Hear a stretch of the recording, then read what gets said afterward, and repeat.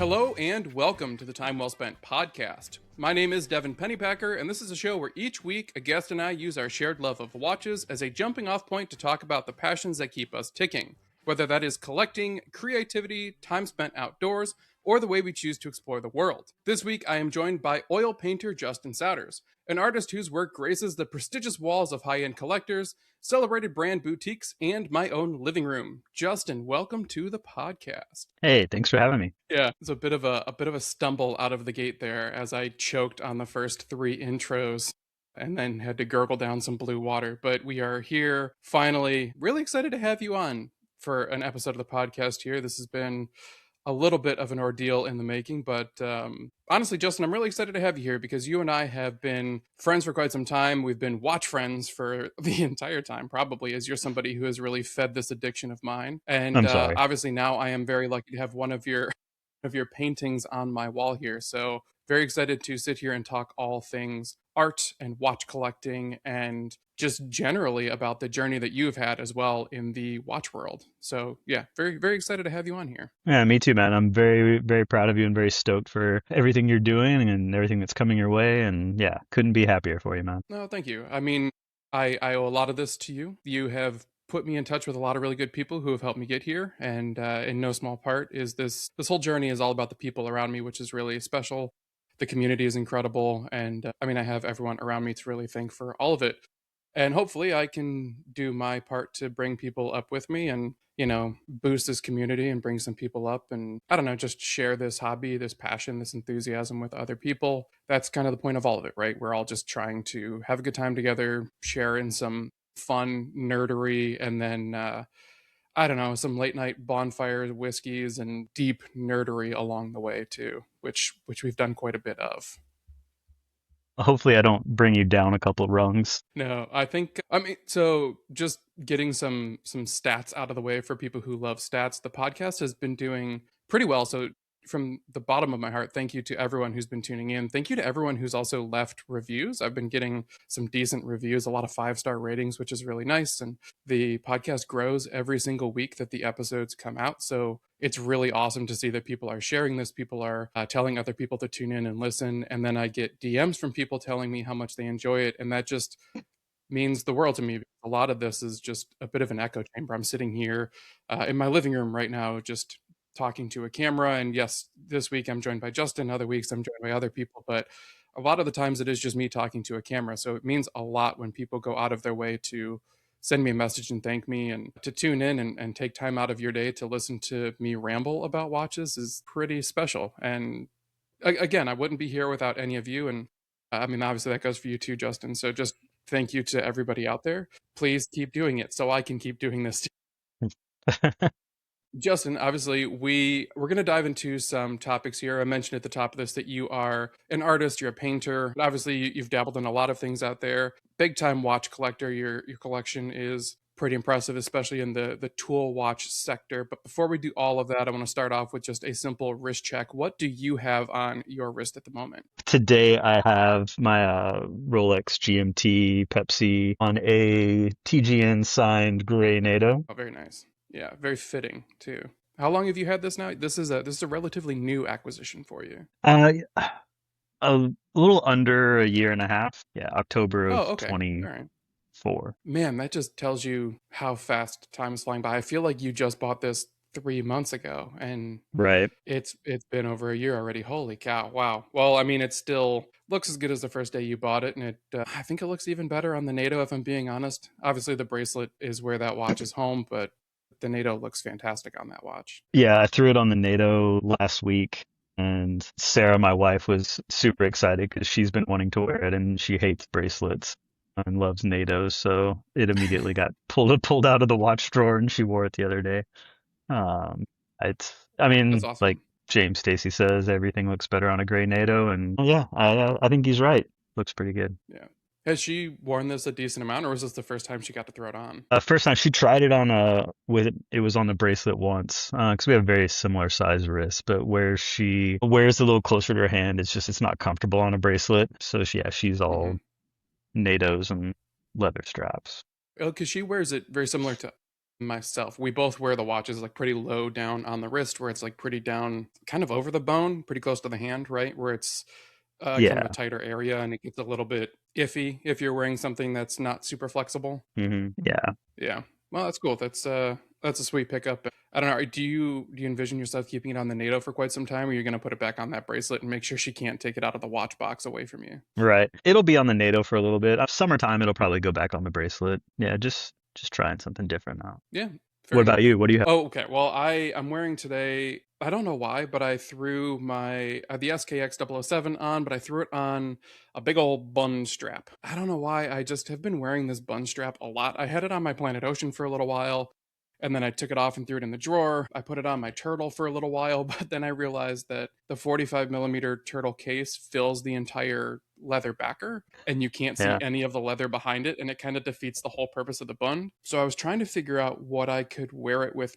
properly. And the funny thing is that this bund I think is a little bit more narrow than other ones. So watches that have 22 millimeter lug widths usually have wider cases, and I think I have to find something that has a narrow case and a wide lug width, which hmm is not a whole lot of watches out there. But the SKX seems to work pretty well on it, and it makes me feel, I don't know, it makes me feel cool. It makes me feel old school. It just gives me that bit of adventure, even though I'm sitting here in front of a window in rainy New York City, writing away rather than in sub Sahara Africa doing some rough and tumble adventures. It's just, I don't know, it makes me feel ready to get out of the apartment and out into the wilderness a little bit more than I normally do if I just put something on a standard strap. So a bit of fun for sure. Nice. I mean, between And a weird pickup. Seiko, Bund, Rolex, and a Grey NATO, I mean, we're pretty much doing a Grey NATO podcast here. A little bit, yeah. It's well, I mean, it's a watch podcast. They pioneered the watch podcast. We're all just following Mhm. in their footsteps anyway. So why not pay homage to the OGs who are Yeah. doing it on top of it all? But yeah, this is, man, I guess that's true.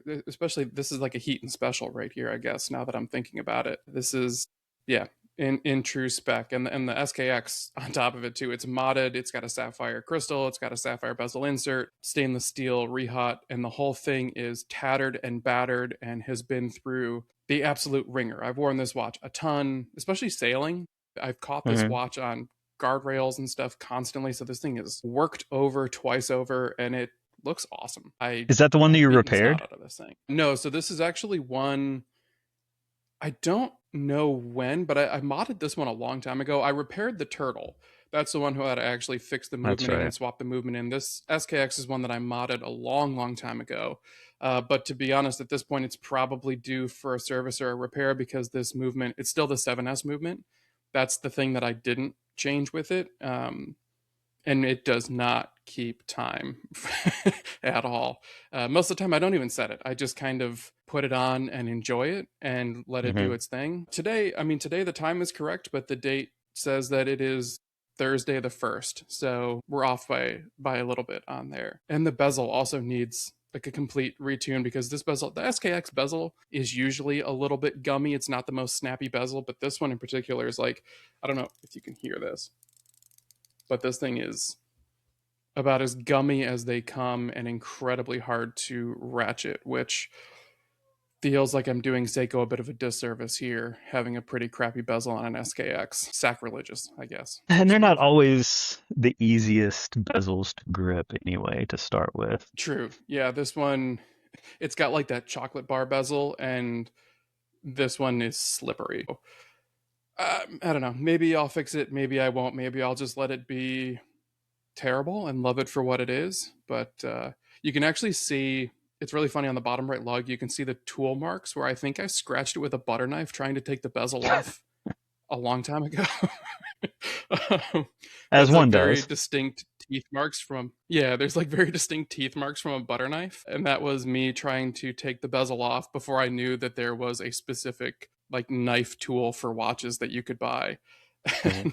And I just had a butter knife sitting in the drawer, and I'm like, you know what, this works today. I didn't want to break a good pocket knife on my Right. watch. I didn't want to chip the edge or break the tip off. So I'm like, hey, you know what, a butter knife is fine. It's an SKX. I can buy another one cheap. And then all of a sudden, they skyrocketed in value and price. Who would have thought that that would happen? Right. Yeah, I sold Yeah. mine right before that happened. Oof. Well, if you want, you can probably get one back for 5 times the price you sold it for. If you ever want to get it back in the collection, Yeah, they're out there. Frankly, at this point, not worth it. There are better watches for cheaper unless you're very nostalgic, which some yeah, collectors are. At some point, I think we're not going to touch on this today. We have a different topic I want to dive into, but on a future podcast, I kind of want to dive into that topic there where I think Seiko has kind of. There was a point in which I think we all said you have to have a Seiko SKX in your collection. I think that day is gone. Do you think that's true? yeah. I mean, it wasn't the first Seiko that I had purchased, and Yeah, same. it really set. I did the same thing as you did. I heavily modified it, and just as a fun project. And it never got the wear. I would never reach for that over my turtle. I think I like that Hmm. case shape much better. Um, Yeah. and it was sitting there, so it was time for that to go. Yeah, I can Hmm. definitely see that it is one of those cliche like starting point watches for a lot of people and get people into the hobby, the addiction. But yeah, for me it wasn't the Seiko that I really love. Yeah, I mean, it's same for me. Mine was the Samurai. That was kind of my Yeah. Seiko starting point, and that was my first Seiko love. But I think I'll make an even bolder statement right now and say I don't think that Seiko is necessarily the starting dive watch point in the market anymore like it used to be. It Yeah. used to be the cliche of you have to have a Seiko diver, whether that is the Samurai, the Turtle, or the SKX. And I think that sentiment in the collector market is kind of eroded away to where now all of the micro brands have kind of eaten that pie. And Hmm. you have so many options out there that it is just, we're all spoiled for choice, which is a great thing, but it does make me a little bit sad knowing that it's just a different landscape than it used to be. I guess I am Yeah, nostalgic after all. I mean the Sumo was my first Seiko. Interesting. Yeah, I loved a lot of things about that watch. A few things that I didn't, and the reason it's not here anymore. The first thing that had to go was the that bezel insert with the NASCAR numbers. Hmm. So swap that out. Yeah. And if it had 22 millimeter lugs, it probably still would have it, but it looked a little weird with such a big case on the little 20 millimeter straps. Yeah. Um, It was a cool case shape though. I do really like the hmm, case shape and styling of it apart from that bezel insert. The Sumo is an underrated pick for back then. Again, I still think now, unfortunately, it kind of gets specced. hmm, But who knows? I mean, Seiko, we're on the verge of like some new Seiko releases, and they always do their beginning of the year big launch reveals. So maybe we'll see some cool new stuff. This is about the time last year where the new Samurais were unveiled, and I really like those new releases, even though they still had the 4R movements inside of them. So maybe we've got some hot new stuff that we can talk about in the near future, but we will save the Seiko breakdown apart and rebuild for another podcast. Justin, I really want to talk to you today, specifically more about art and culture and design surrounding watches, and then your own personal kind of take on the entire topic therein of. Starting with a bit of a hot topic here, there's been a lot of work in watches as far as collaboration watches go. And as an artist, I'm sure you see this happen a lot too. And maybe you've even been approached to do so, but I've seen a lot of artists get tabbed to do special projects for brands where they come in and they do mosaic inlays for a dial, or a specific artist does painted watch dials for a small run of watches. And brands really like to play up this collaboration as a really cool way of celebrating the artist and offering a limited run of these new watches. And from an artist perspective, I was curious on your end, is this something that you think adds value to the watch? Do you think that this attracts a new audience in a way that I think the brands think it does? Or do you think that this is just a cool way to do a special run of watches that doesn't necessarily grow the audience at all? It just brings in a new limited run of watches. I mean, it's a good question. I think with cross-genre collaborations, I mean, yes, it is when it comes down to it, it is marketing. I mean, it's the name of the game.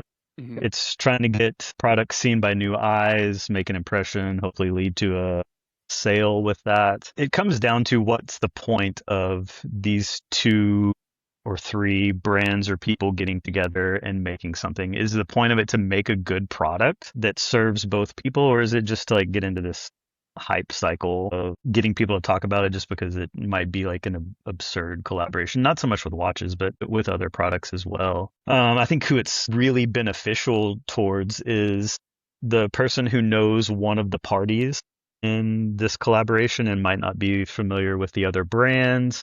Um, and lead to them discovering something else. Yeah, I mean, when you've got those brands that are kind of like peas and carrots together and just really go well, and it's you're adding prospective customers and filling this niche that all parties would really like. But then sometimes, yeah, it's an absurd product that like the Tejovis, the boot company, they've made boots from Yeah. the restaurant Chili's, their vinyl seats when they were taking those apart. Yeah, That's just things awesome. like that. KFC and Crocs made a like a Yeah. Kentucky Fried Chicken bucket crock. Things like that. Like that's you're just trying to get in the hype and sell some things. But then in the watch world, you see it where you've got like Brew and Alton Brown doing their collaboration where there might have Yeah. been some people who were Alton Brown fans and maybe not big watch fans, or and even with like the Worn and Wound Topo Bear collaboration, when doing things like that and you're getting somebody who is really good at what they do, like say Topo, and making something for this collaboration, it really ups the level for all of the brands involved. Totally. Yeah, I can see that point. So to kind of counter your argument here just a little bit and to kind of spice things up, Samuel Ross recently did a Hublot Big Bang Unico. This was a limited edition that they did, and it's an interesting collaboration because it's an all black Big Bang Unico. It's very bold, it's a huge chronograph. For those of you who don't know what I'm talking about, you can tune Tuesday morning. We're going to have the live stream on YouTube, so you can watch the video, and I'm going to have reference photos popped up, but you can look this up online too. I'll have show notes in the comments. You can check this out. But Samuel Ross designed this Unico. It's all blacked out. It is a giant, bold, aggressive looking chronograph, right? And this is a designer who's very well known, especially over in the UK, and then a big watch brand who's known for crazy, aggressive, unique styling. And in my mind, when I heard about this collaboration, I was honestly kind of excited because Hublot usually does these really incredible collaborations. I'm always very excited, especially when they did like their tattoo artist collaboration watches. Those I loved. I thought they were so fun and wild and crazy and kind of stupid, but in a really cool way. And then I saw this watch and I started reading a bit of the behind the scenes of the inspiration, and the first line that I read was that it was inspired by military aviation watches. And it clearly was not inspired by legibility because it's all No. black. Like you can't read the time, Yeah. you can't read the date, and that is the number one thing that you need for a pilot's watch in aviation is you need legibility. And so I understand from like a design aspect, this is a cool watch design wise. This is a cool kind of more fashion oriented watch, but this is one where I feel like when you start to read the story behind it, it kind of misses the mark a little bit. And the collaboration didn't play as well as I was really hoping that it would. But then again, Mhm. you call attention to the other collaborations that they've done. And I think that they did a really good job of crossing genres. And then another one, we were talking briefly before we jumped online here about other collabs, but I brought up Sophie Scott Lewis, who did a collaboration with Isotope, a very Mhm. talented artist. She does a lot of drawings, paintings of watches, but she's been doing collaboration like mosaic inlaid dials, marquetry dials with Isotope for British Watchmakers Day. That is a really cool thing where it's a bit of a different discipline rather than, drawing the watch. She's doing these mosaic inlaid dials, which is just to me a bit of an interesting play, a bit of an interesting twist on I don't know, her typical art and a cool way to kind of cross collab there. And maybe it brings in a different audience to Isotope, which is a bit of a smaller micro brand that people might not know about. Maybe it brings in some attention to her art that you might not know about. And to me, it's a pretty cool collaboration for a very special event as well. So to me, that was a big hit. And so I think that these are potentially high risk, high reward opportunities where, yes, it's a lot of marketing behind it, but if you do it right, you can really pull each other's audience into it.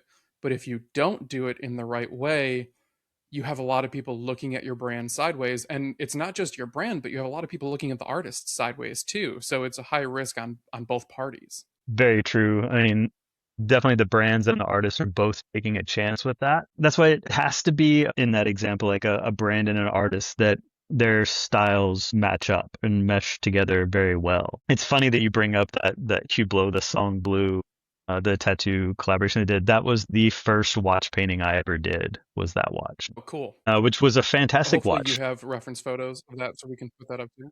Yeah, no, definitely. I mean, I've never seen one of those watches in person. It might be just as illegible as the other Hublot that you reference, but as far as just design wise, it's a very, very cool watch.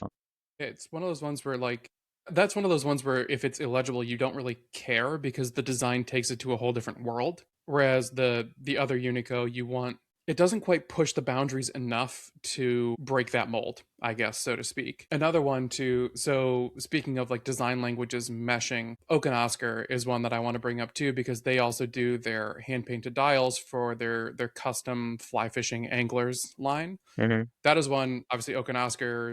Chase talks about fly fishing quite a bit. This is one where they do custom hand painted fish on the dial. This is something where they're taking their ethos of the brand and applying it with an artist to custom paint dials for their customers. These are more one off projects, not really limited runs, but I think a pretty cool way to make these special pieces for their audience. And it doesn't really broaden the horizons of the brand, but they are celebration pieces, which might bring attention to the brand from, maybe an angler is wearing one of these watches at a lodge or hanging out with their buddies and they see this watch and they're like, oh, hey, that's a beautiful striped salmon on your wrist. What is that? And then all of a sudden they're learning about Oak and Oscar, which they've never learned about before. So it has the potential to kind of broaden the horizons of the brand where, maybe it's not a huge marketing hype moment that you might get from, two big famous artists in a brand coming together, but it is a cool way to kind of celebrate the brand in a way that works for both of them. No, totally. And with that too, I mean, watches are one of those things that if you're bored sitting in a meeting or a commute or whatever and look down at it and you say you're a fly fisherman and you see that watch on your dial, it can help teleport you from whatever mundane task you're doing right now and make you wish you were out on the water fishing. And the same with like the song Blue, the Hublot, like maybe it's a little difficult to tell the time at it and it might take you just a few more seconds, but you're going to be staring at that watch and you're going to appreciate the design aspects of it and the creativity that went into making that. Like, is it easier and faster to pick up your phone and check the time? Of course. And we all do that.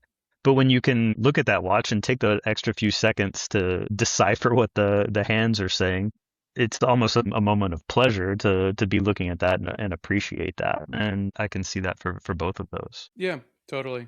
Well, and I think a lot of it too. For some people, maybe I'm wrong, but I know Mr. Wonderful Kevin O'Leary. One thing that he talks about with his watch collection, and I'm sorry to bring him up because I know I'm probably going to get some hate for this, but one thing that he talks about with his watches is that he always goes for smaller brands and independents because he likes to know the amount of hours that goes into each piece that he is working on or that he's wearing. He likes to know Mm. that someone has handcrafted that watch, that there are hundreds of hours put into that watch, and now I think he likes to know that he owns a small portion of someone's life, if I'm being With frank. life, But there's a part of like, he's like stealing life force into a wristwatch. I right? think that's really the ultimate goal. But there's like a level of obviously craftsmanship that goes into it. And I think that this is a way where you can have a production model watch, but still have that level of attention to detail and craftsmanship built into it without having to pay $150,000 for 100 hours of work on a movement. It allows you to, I don't know, find that common middle ground, which is kind of a cool moment too. You're not necessarily breaking the bank or taking out a home loan to buy a custom made watch, but you are getting something special, something handmade, something that someone has put some of their life source into, which is kind of neat. And that's another way of looking at it too. Maybe it's not the hype marketing moment that the companies are looking for, but from a customer perspective, you are still getting something that is special. So you can Hmm. still enjoy that. And whether it teleports you to another place and time or not, which is what I hope Watches does for all of us. It's kind of the purpose of this whole podcast is that this is, exploring what these things that just kind of sit on our wrist, these little mechanical wonders do. They kind of take us to an eclectic time and help us slow down a little bit in our fast-paced everyday lives. Hopefully it just lets you enjoy them one step further than you would from just something off the shelf. Totally. Yeah, With okay. the two brands or two collaborators, it needs to be where they need to have alignment on the ideas, and it's not just that one of the parties has a lack of ideas and they're like, what can we do to make this next product? And they're like, oh, we can always bring in a collaboration that saves us from having to come up with an idea and just play off of both parties. But when both parties are truly aligned and make a great product, that's the beauty of collaboration. Yeah, that's true. Yeah, and then hopefully the success of collaborations as they have kind of become more prevalent in watches, it has allowed more freedom on the artist side, because I know early on for a lot of artists it's been one of those things where a brand comes to them and says, "Hey, pick between these two different color schemes." And hopefully now it has kind of opened up the door a little bit to allow artists to influence the design a little bit more than they used to. I'm sure that that still happens. I'm sure brands are still going to some people and saying, "Hey, we're going to collab, pick between option A and option B." But I mean, as evident by some of these collaborations, there are true collaborative efforts happening behind the doors that lead to some pretty extraordinary watches out there, which is cool and something that I hope we continue to see going forward in the watch world. No, definitely. Speaking on that, Justin, actually, I want to know your kind of approach to this. So, obviously, you are somebody who is collaborating with watch brands, obviously, on pieces that you're working on, but you're also collaborating with private art owners as well. And this is something where you are painting, not collaborative watch pieces, but you're painting something that is somebody's personal watch, and you're kind of collaborating on a design, and you're working on a color profile for their pieces. How do you go about this entire process of creation? I know that's kind of a broad question, but how does this work on your end when people approach you? Do they kind of come to you with, "This is the watch I want you to paint," or "I want to work on a project with you. How do we get this done?" What does it typically look like on your end from an artist perspective?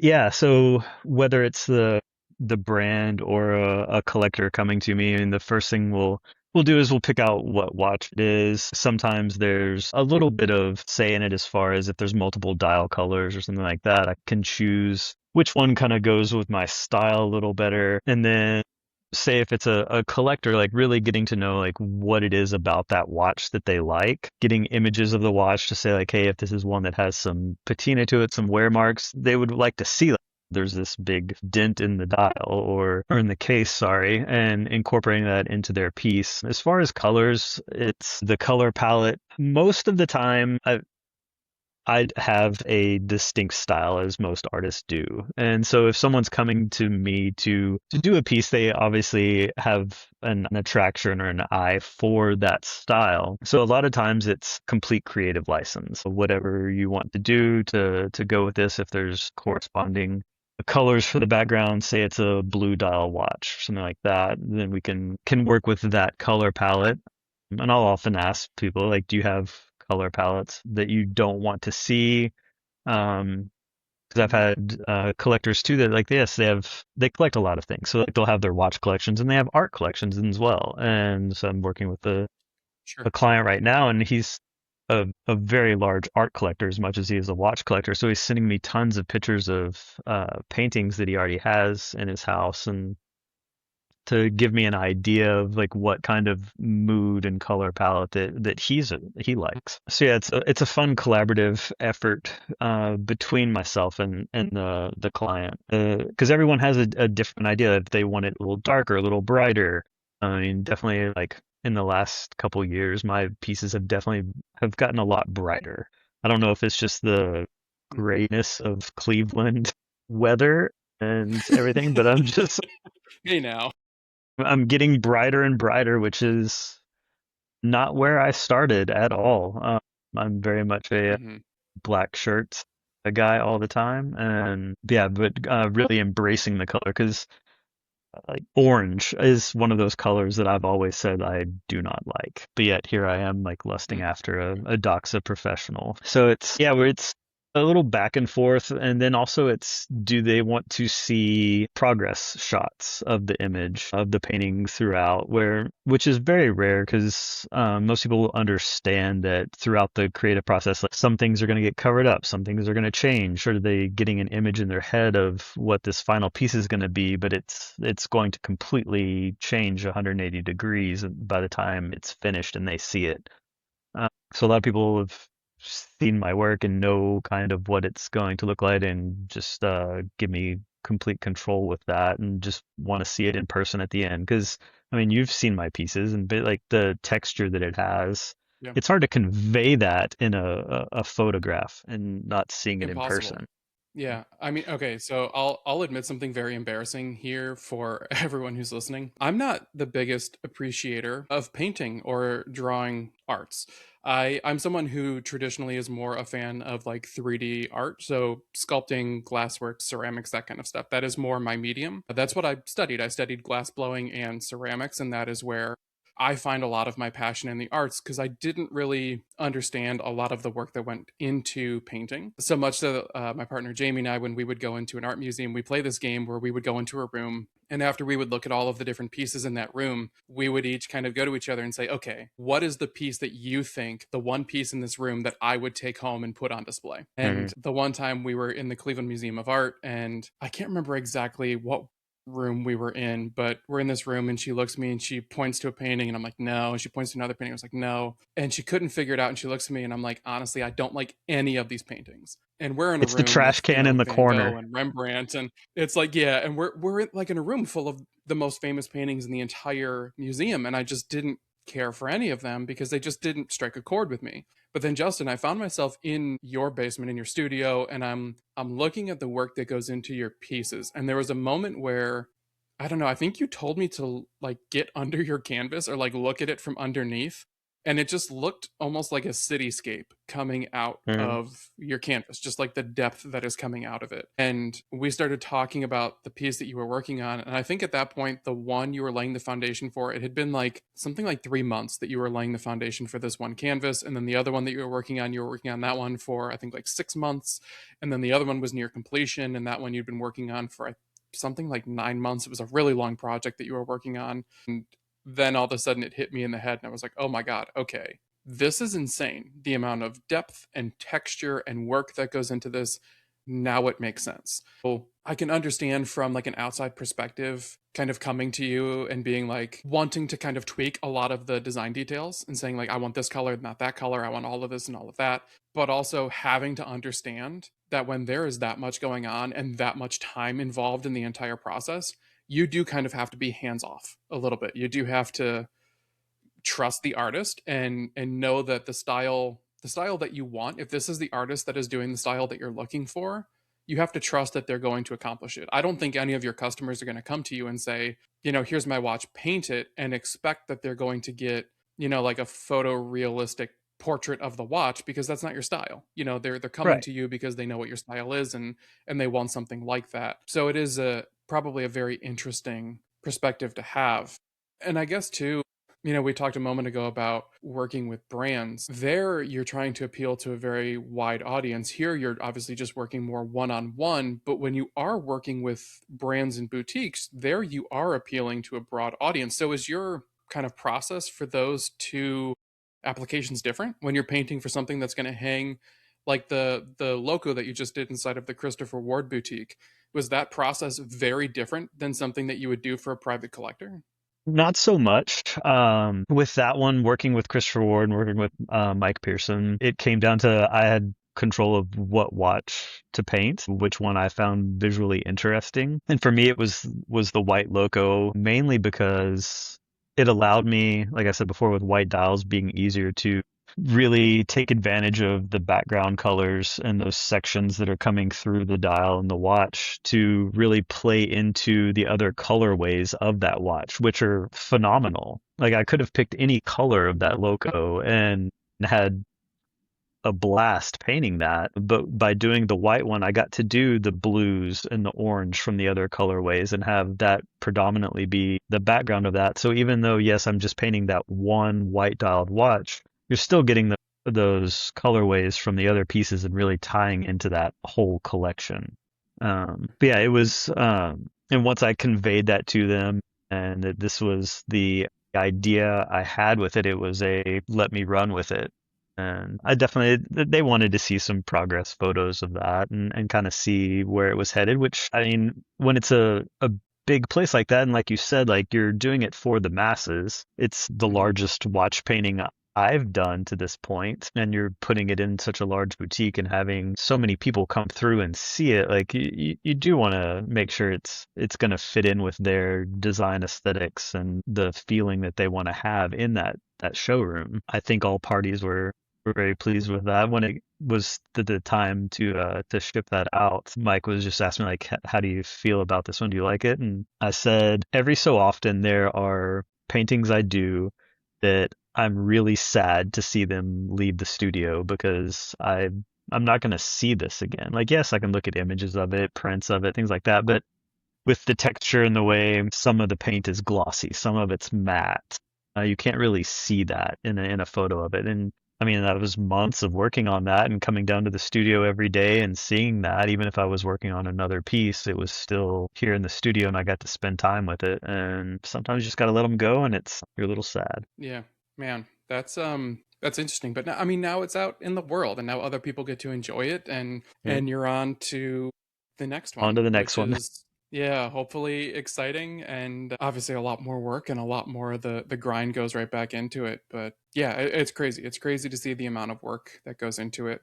Do you think that? I mean, you're talking about staring at the paintings, and you're seeing the texture and the depth, and you're sad to see it go. Do you think that that eye, like that's something that's an artistic eye, right? That's not something that everyone sees when they're staring at the painting. Some people do, obviously, probably people who have worked in that medium before. But do you think that that vision you have for your artwork, do you think that that blends into your watch collecting in any way, shape, or form? Do you think that you look at watches in a similar way, or do you kind of separate the two a little bit? I think for me, they're very separated. Okay. I'm kind of boring with my watch collection. Like you said, I'm very much into dive watches, tool watches, few chronos. I think it's because I got into watches before I started painting watches. For me, yeah, they're very separate. I'm very much into Hmm. the outdoors and doing outdoor activities, so my watches are pretty rough and tumble. I don't baby any of them. But yeah, It's an interesting thing. I think for most artists that I know, apart from yourself, I think a lot of them blend them together, but I think a lot of them kind of got into it from the opposite angle, whereas you were painting other subjects and then a watch enthusiast separately, and then started painting watches. I think a lot of artists started doing art of watches and then got into watches. So that kind of enthusiasm blended together pretty quickly for them. So it is interesting to hear that your taste for them is pretty separate. And obviously, I know your collection pretty well. So yeah, I don't see a correlation between the two really at no, all. like But maybe that is if from my perspective, maybe. yeah, because all my like with the history of my painting and art, like I started off with abstract expressionism. Like that's always been my passion was abstract painting, and it was just a fluke that someone asked me to paint a watch. Um, like 12-ish years ago was the first watch I had painted. There's not a whole lot outside of like maybe say Swatch or something like that, where you could really get that abstract art in the form of a watch. So what I'm attracted to art-wise and watch-wise, like that's why there's such a distinct separation between the two. Yeah, that's fair. It is a pretty different kind of system between the two.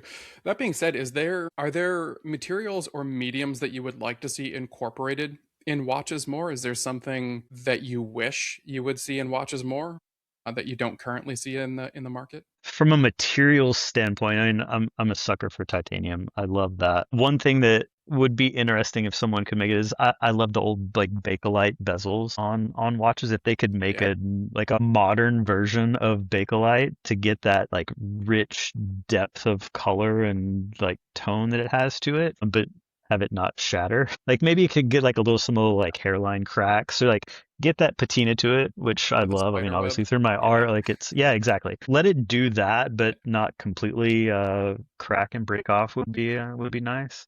As far as like combining my art with watches, one thing that I would like to see, because with my paintings, it's all about layers and texture and just layers upon layers. And have you ever seen there's photos of people who are like automotive car painters, and they've been doing it for 30 years, and then they go through and they like take out like a section of the floor where they've had just thousands of layers of colors of paint.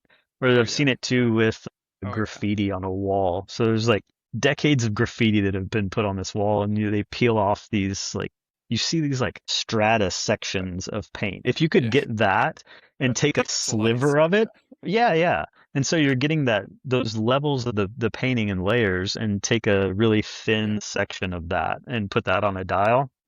That would be amazing. This isn't the same thing at all, but it kind of reminds me of like when people stack skateboard decks Totally. horizontally and then like cut them that way. It's not the same, obviously, but it has like a sort of similar vibe to it for sure. Yeah, where That'd be people really take cool like though. all That'd be a the wacky dial. right, where they laminate all the Yeah, colored pencils together and then like turn it into a bowl or a vase, and you see all the colors of that. That would be fun. yeah, I think with my that would be cool. style, it would be really hard to go back to like say like what Chase is doing with Oak and Oscar, like painting the fish on the dial. That's a Hmm. totally different artist that can paint something like that small and detailed. For me, what I would like to do is say a brand just send me a big piece of metal and let me go crazy on it, and then have a stencil of like what a watch dial size would be, and sit there and like place it over the piece of metal and be like, okay, this section of this painting would be a cool dial, this would be this, and Hmm. it would almost be like, you know, that the Oris upcycle watch that they did with Yeah. the recycling of plastic. It's one of those things where like you need to have 10 of those watches laid out in front of you to really pick the one that you would want and really speaks to you. That would be Yeah. super fun. So if any brands out there are listening and want to send me a big piece of metal, I'll do that. Justin, I have the perfect idea for you. Okay, so you and I are both, we're also like gear and EDC heads.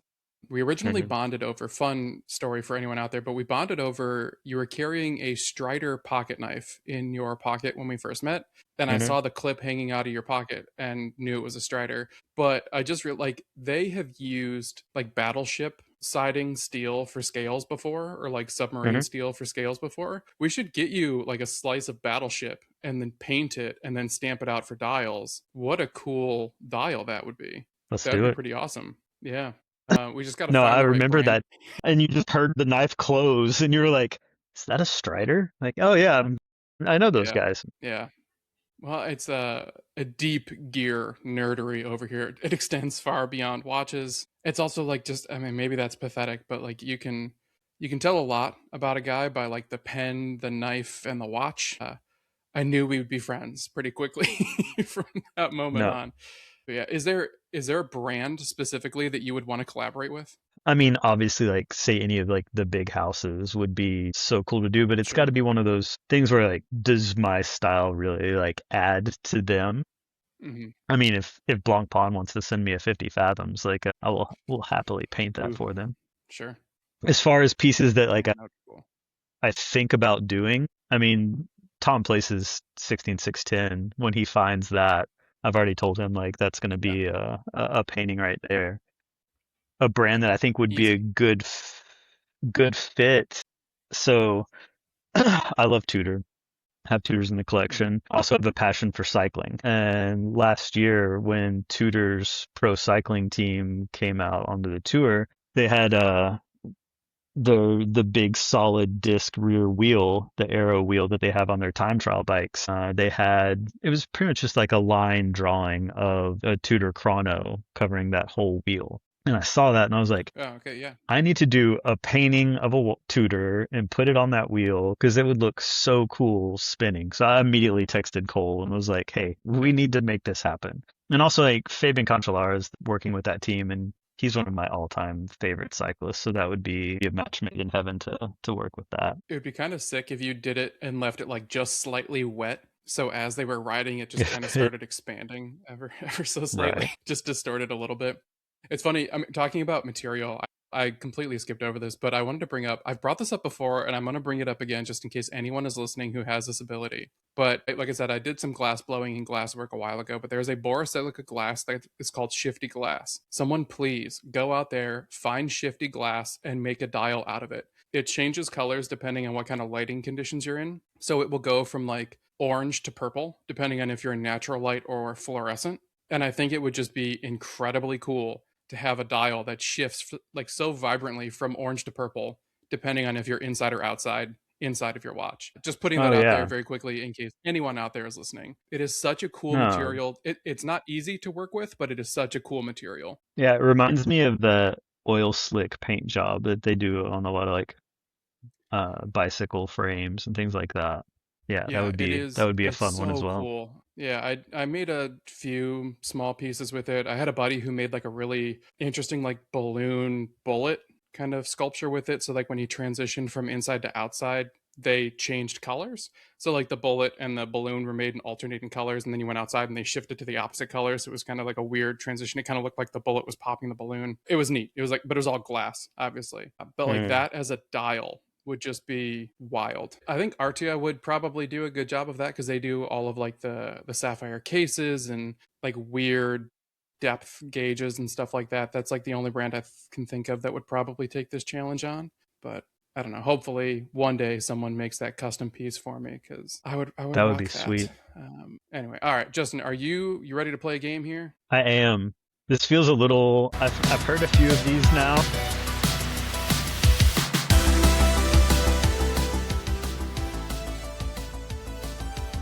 It's interesting. All right, let's play a simple game of this or that. Justin, you're going to pick A or B, and then I'm going to reveal the topic, in which you will be defending with your life in 1 minute or less. After that, I will defend the other topic in 1 minute or less with my life. Justin, are you ready to pick your topic? I am. I've heard a few of these. It feels a little unfair that you have been able to prepare for both of these.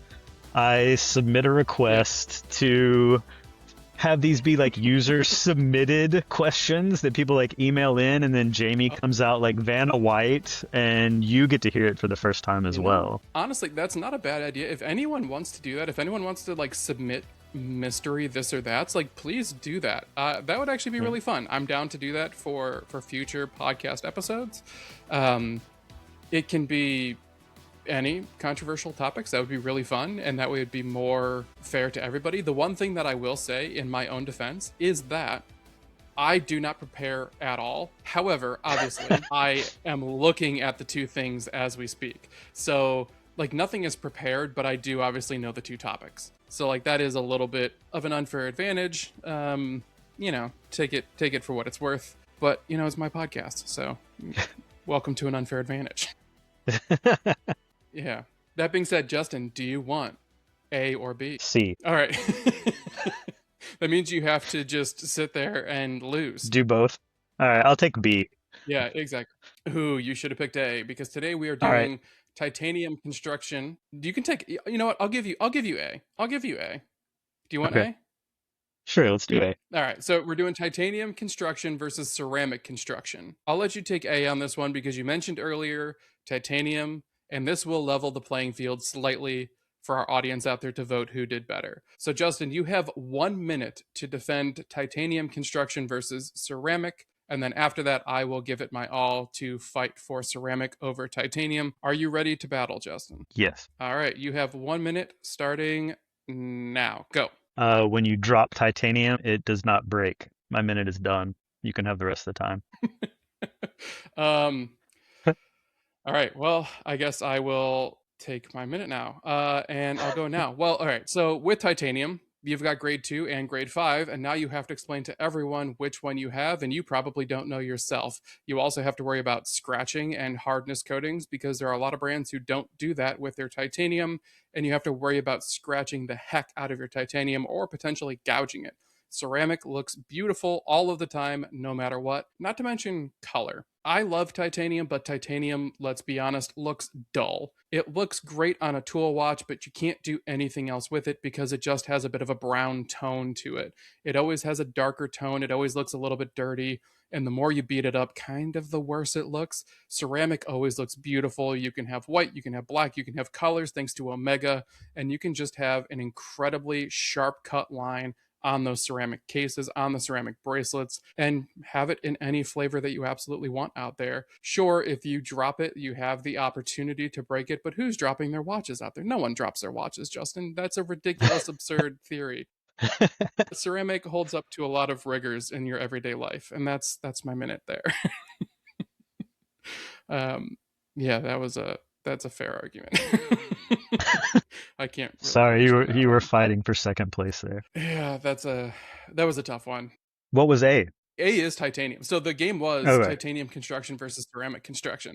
Gotcha. That's what I had for our game here because I know coming into this, I know that you're a big titanium guy. So I wanted to put that in there just in case you picked A. But then, of course, you had to go and say B first. I was like, all right, well, we'll see what happens. Well, thank you for indulging me in the game. For anyone listening, please let us know who won that debate and tell me why I was correct for choosing ceramic in our DMs, or go to the YouTube video on Tuesday mornings at 10 a.m. on my YouTube channel. Let us know in the comment section who won our game of this or that between titanium construction or ceramic. Let us know too if you have both options, like if you own something in titanium and ceramic, let us know which you find yourself wearing more often, because I don't know anyone who owns both. Mm-mm. I know people who own ceramic, I know people who own titanium, but I don't know anyone personally who owns something from both. So I'd be very interested to hear someone who does own something in both camps.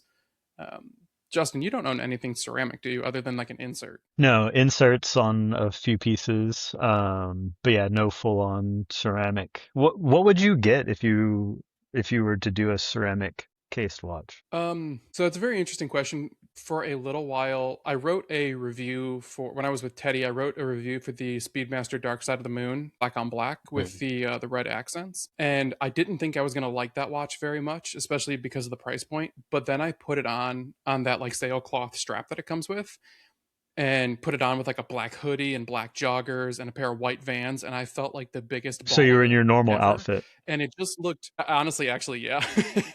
But I felt so cool. Like I was looking down at this stealthed out black ceramic watch, and it looked really cool. But then you held it up and you started staring at those lugs, and those like Lyre lugs done in black ceramic look incredible. They just kind of Hmm. look, you hear there's a trope in watch review writing where people say light cascades over the surface, but with black ceramic it really does. As you kind of rotate those twisted lugs around, you literally see the light pour from the top surface over those twisted lugs, and it is just like this liquid melting process with the light that you don't get on any other surface other than ceramic, which is pretty cool. So I think that would probably be my pick. I don't know. It's funny because I don't really Good love pick. the Speedmaster very much, but that's the one. What would you, if you had to pick something ceramic, what would you I pick? really don't have one.